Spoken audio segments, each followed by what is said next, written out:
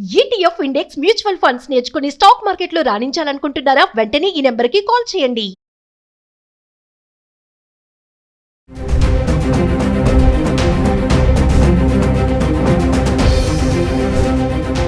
నమస్తే, welcome back to Suman TV. Present మనతో పాటు ఉన్నారు అనలిస్ట్ మందల్ కృష్ణారెడ్డి గారు. నమస్తే సార్. నమస్తే అమ్మ. సార్, ఇప్పుడు ట్రంప్ H1B ఫీజు రూల్స్ $1,00,000 అని చెప్పారు కదా. ఈ $1,00,000 ఏదైతే ఉన్నాయో అవి ఇక్కడ మనం ఇండియన్సే కట్టాలా, దెన్ అక్కడ ఉద్యోగం ఇస్తున్నటువంటి ఆ కంపెనీ కడుతుందా అనేది ఒక పాయింట్ సార్. ఇంకోటి ఏంటంటే వచ్చినటువంటి ఇది ఎప్పటి నుంచి వర్తిస్తుంది, ప్లస్ ఈ రూల్స్ అనేవి ఎవరికి బెనిఫిట్ ఉంటాయి అంటే ఒకసారి వివరాల్లోకి వెళ్తే. ట్రంప్ ఒక రకంగా తీసుకున్న నిర్ణయాల వల్ల కొన్ని నష్టాలు జరుగుతున్నప్పటికీ కొన్ని లాభాలు కూడా ఉన్నాయి. ఎలాంటి లాభాలంటే, భారతదేశం నుంచి కొత్తగా ఎవరైనా H1B వీసా కోసం అప్లై చేసుకునేటట్టయితే ఈ ఇయర్లో ఎలాగో అయిపోయింది, అప్లై చేసుకునే డేట్ అయిపోయింది. ఓన్లీ మార్చి ఏప్రిల్ మధ్యలోనే అప్లై చేసుకోవాలి.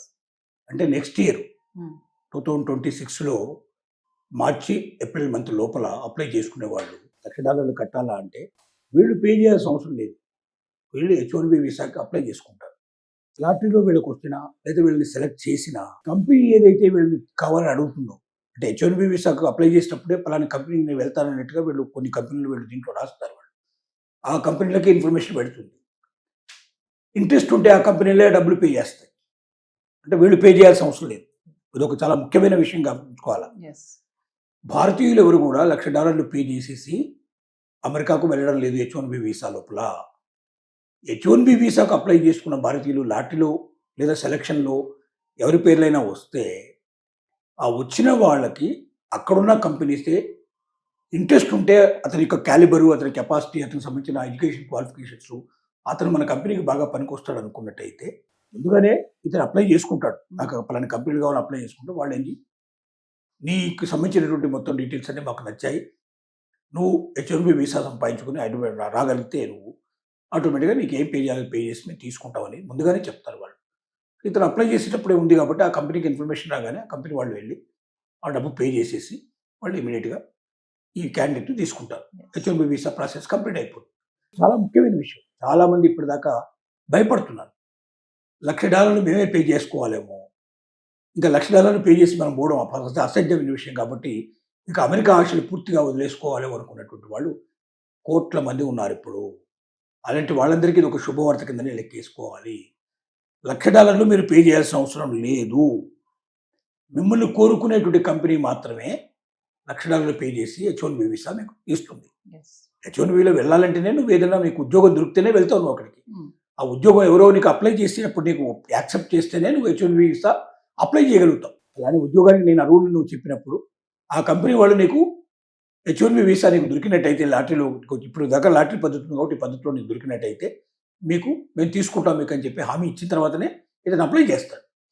అలా అప్లై చేసిన వాడికి H1B వీసా తగిలితే, ఎందుకంటే ఎలాగో లాటరీ తీసుకున్నారు ప్రస్తుతానికి, తొందరలోనే ఎంపిక చేస్తా అంటున్నారు, లేదా ఒక 4 times వీళ్ళకి 1 time వాళ్ళకి అవకాశం ఇస్తా అంటున్నారు. ఏది చేసినా నువ్వు సర్టన్ ఏదో ఒక పద్ధతి లోపల ఎంపిక చేసినా లేదా లాటరీలో తీసినా ఎవరైతే అప్లై చేసుకున్నారో కొత్త వాళ్ళకి రావచ్చు, పాత వాళ్ళకి రావచ్చు, ఇప్పుడు దాకా ఉన్న వాళ్ళు ఎవరైనా రావచ్చు, ఇప్పుడు కొత్తగా అప్లై చేసుకున్న వాళ్ళకు రావచ్చు.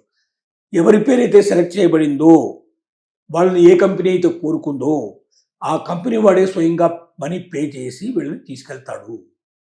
అంటే భారతీయులు ఎవరు కూడా లేదా ఇంకా ప్రపంచంలో ఏ దేశస్తులైనా సరే H1B వీసా కోసం నెక్స్ట్ ఇయర్ అప్లై చేసుకునేవాడు. అంటే ఈ సంవత్సరం దాకా అప్లై చేసి టైం అయిపోయింది కాబట్టి కంప్లీట్ అయిపోయింది, వీళ్ళందరికీ ₹1 పే చేయాల్సిన అవసరం లేదు ఎక్స్ట్రా.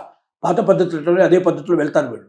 కానీ కొత్తగా అప్లై చేసుకున్న వాళ్ళు 2026 లోపల మార్చి ఏప్రిల్ లోపల ఎవరైతే అప్లై చేసుకోబోతున్నారో వాళ్ళు మాత్రం ₹1 పే చేయాల్సిన అవసరం లేకుండా వాళ్ళ కంపెనీలే పే చేసి వాళ్ళు తీసుకెళ్తాయి. ఇది ఒక విషయం. ఇంకా L1 మీద పోయిన వాళ్ళు ఎవరుతున్నారు, స్టూడెంట్స్ కానీ లేకపోతే ఇంకొక రకమైన చిన్న ఎంప్లాయీస్ ఎవరుతున్నారో వీళ్ళకి సంబంధించిన వాళ్ళలో స్టూడెంట్ వీసా ఇంతకుముందు ఉన్న వాళ్ళు ఏం చేస్తున్నారు, ఇప్పటిదాకా చిన్న చిన్న ఉద్యోగాలు ఏవో చేసుకుంటూ అక్కడే కంటిన్యూ చేస్తూ ఉన్నారు ఇప్పటిదాకా. వాళ్ళకి H1B వీసా రావాలంటే వాళ్ళు ₹1 పే చేయాల్సి వస్తుంది అందరంగా. ఇప్పటిదాకా ట్రంప్ చెప్తున్న విధానంలో ఆల్రెడీ అమెరికాలో ఉన్నవాళ్ళు, ఆల్రెడీ అమెరికాలో ఏదైనా ఉద్యోగం ఏదో చేసుకుంటున్న వాళ్ళు ఎవరుతున్నారో వాళ్ళు వీసా కోసం అప్లై చేసుకోవచ్చు, కానీ వాళ్ళు $1,00,000 కట్టాల్సిన అవసరం లేదు. వాళ్ళకి ఆటోమేటిక్గా ప్రవేశం దొరుకుతుంది. అంటే ఇప్పుడు బయట వాళ్ళని తీసుకుంటే $1,00,000 పే చేయాల్సిన పరిస్థితి ఏర్పడుతుంది కాబట్టి ఉన్న వాళ్ళనే తీసుకోవడానికి ఎక్కువ అవకాశాలు ఉన్నాయి. కానీ వాళ్ళకంత క్యాపబిలిటీ ఉంటే, అంటే ఆ పోస్టుకు తగినటువంటి అర్హతలు వాళ్ళకు ఉంటే, గతంలో ఎలా ఉండేదంటే వాళ్ళు పోటీ పడుతూ ఉండేవాళ్ళు.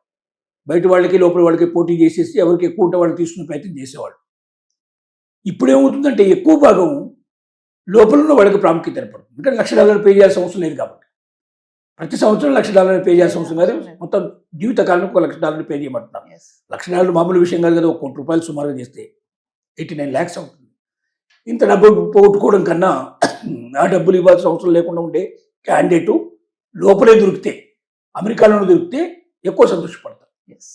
కాబట్టి స్టూడెంట్ వీసా మీద వచ్చిన వాళ్ళని తీసుకోవడం చాలా సులభం అవుతుంది.